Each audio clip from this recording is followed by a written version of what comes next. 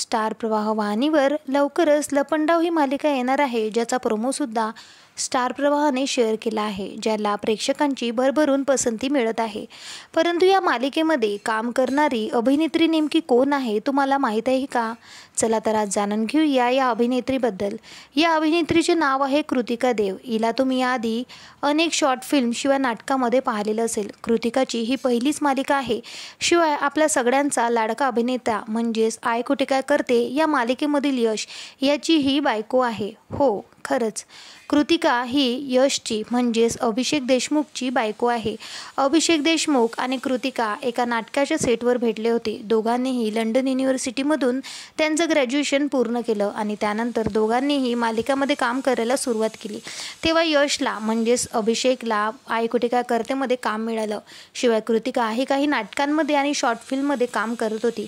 खरं तर तिची ही पहिलीच मालिका आहे। तिचं सौम्य रूप पाहून सगळे चाहते घायल झालेले आहे। ही अभिनेत्री नेमकी कोण आहे हे जाणून घेण्याची उत्सुकता सगळ्यांनाच होती।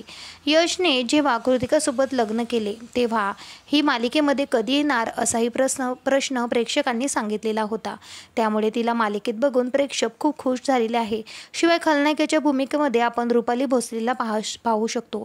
याआधी रुपाली भोसलेने आय कुठे काय करतेमध्ये अभिषेक देशमुखसोबत काम केले। शिवाय आता त्याच्याच बायकोसोबत ती लपंडाव या मालिकेमध्ये म्हणजेच कृतिकासोबत काम करताना आपल्याला दिसणार आहे। या मालिकेचा प्रोमो बघून प्रेक्षक खूप खुश झालेले आहे। एक अशी मुलगी जिला तिच्या आईवडिलांचं प्रेम कधीही मिळालं नाही, जिची आई खूप स्ट्रिक्ट आहे। शिवाय स्वतःच्या मुलीचं लग्न ती एका ड्रायव्हरसोबत लावून देणार आणि या लव्ह स्टोरीची कशी सुरुवात होणार ही मालिका याचंच काम दाखवणार आहे। ही मालिका आता कोणत्या मालिकेचा नेमका रिमेक आहे हा प्रश्न सध्या प्रेक्षकांना पडलेला आहे। तेही लवकरच प्रेक्षकांना समजणार। सध्या तरी हा कुठल्या मालिकेचा रिमेक आहे हे अजून कळलेले नाहीये, परंतु ह्या मालिकेचा प्रोमो बघून प्रेक्षक खूप खुश झालेले आहे। कृतिकाला पहिल्यांदा छोट्या पडद्यावर बघून प्रेक्षक खूप आनंदी आहे। तुम्ही सुद्धा उत्सुक आहात का? कमेंट करून नक्की